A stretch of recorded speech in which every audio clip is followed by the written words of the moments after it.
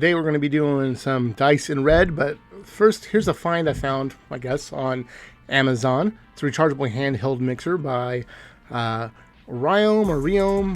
I'm not even sure if I'm saying that right, but it's pretty neat.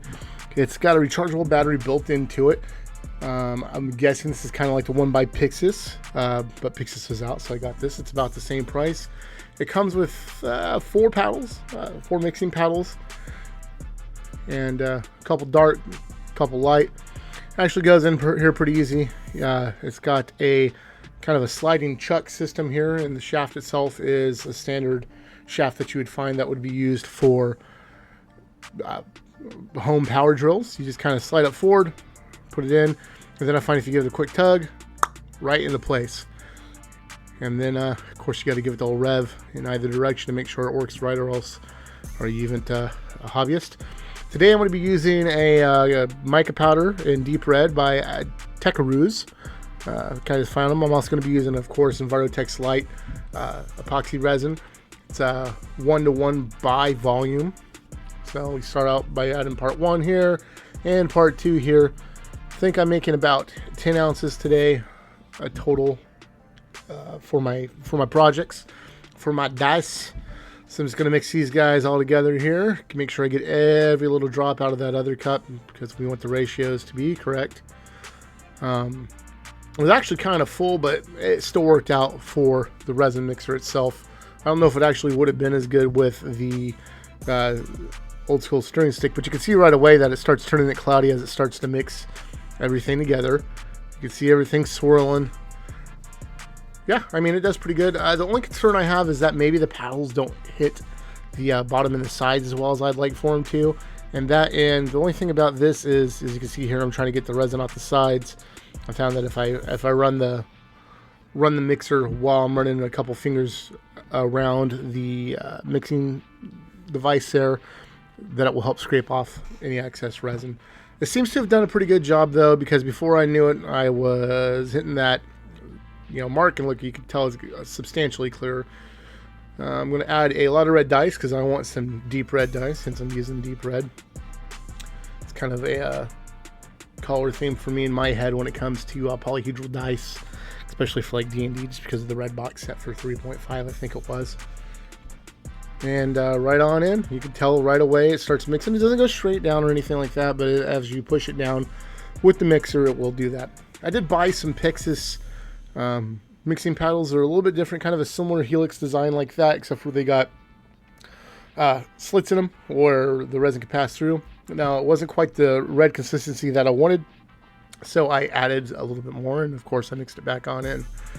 I generally do not add my pigments until after I've met the minimum stirring time per the manufacturer. They say 3 minutes. A lot of people suggest 5, so that 3 minutes combined with when I'm adding my pigments, that usually hits that 5-minute mark, if not more. And as you can see, I'm laying down my fancy schmancy wax paper to help contain any spills. And I'm just going to fill up my dice here, or my dice mold technically. And this is a dice mold that I made using the Taco Crow, or the Crow mold system. I found it on somebody else's YouTube page, and then I found their shop on Etsy. It's kind of expensive, but you know what? It makes like beautiful looking dice molds. Yuck, a little bit of extra there. And yeah, so I mean, it has pre-made keys. The only problem with that is that you tend to have the exact same keys for every lid, so you just got to be careful that on your top you make sure that you're doing the right thing. And once you're done, squish your lid on, not too tight.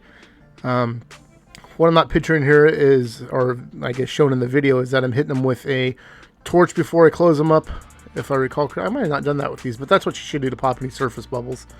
I loosely put a rubber band around the wax paper in order to hold everything together, kind of keep a little bit of pressure on the lid. Always make sure that your lids are face up. These, like I said before in my other videos, dice molds don't necessarily have to be perfectly level, but the top needs to be on the top, or else everything's going to dump out all over your resin pot. So yeah, finishing up here. and then they will go into the pressure pot at 40 psi for 12 to 24 hours. 12 is the demold time for EnviroTex Lite, but 24 hours is best. 72 hours for a full cure time. But while we're waiting for the next day to show up, please remember to smash that subscribe button. I want to bring you guys more content, and it just helps me be motivated. So here we are 24 hours later. I got all my, demoldable dice molds here. It's like Christmas.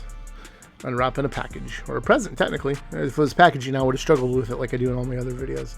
And of course, we got a little excess flashing, but excess flashing is good because that generally means that you had plenty of resin inside of your mold. And I'll try to skip through some of this. I mean, it might be satisfying to you guys, but really when I'm trying to make a video, it's kind of frustrating. I do enjoy it, though, on my own personal time. Peel the lid off, and ta-da! We got some awesome looking dice here, I think. Yeah, a little extra flash in there. I guess got to be careful because at this stage, even at 24 hours in, you can still dent the dice, mar the dice, whatever, with your thumbnails. Just got to be careful as you pull them out of the molds here. Of course, you do have to use a little bit of force to get them out. That's why I use my dragon skin silicone. It's got pretty good shear force, so it will bend and flex like that. But if you look, man, that came out beautiful, I think. Just a beautiful glimmery red. I didn't even add any liquid glitter or any foil flakes or anything. And all these dice came out well. Now I'm just debating if I should ink them in gold, silver, black, white. I don't know. Probably going to go with gold. Like red and gold is a combination. I think it highlights well. I guess it also depends on the gold, but silver would work very well. Ain't nothing wrong with silver, is there, Ricky Bobby? Some of you may have got that reference. I hope you did. It's a funny movie. So yeah, I really enjoyed making these. They came out very well, especially after I had a disaster with my watermelon ice, which I'm still working on that video, but yeah. So anyway, thanks for watching. Again, please remember to hit that subscribe button and the thumbs up button if you liked the video, or even if you didn't, I'd appreciate it. Yeah, if you click the bell, you'll be notified when I publish more stuff. And there's a nice, beautiful shot of the dice. Well, it's not a beautiful shot, but the dice are beautiful. I try to put out videos weekly, so stay tuned, and hopefully you'll see some more coming your way.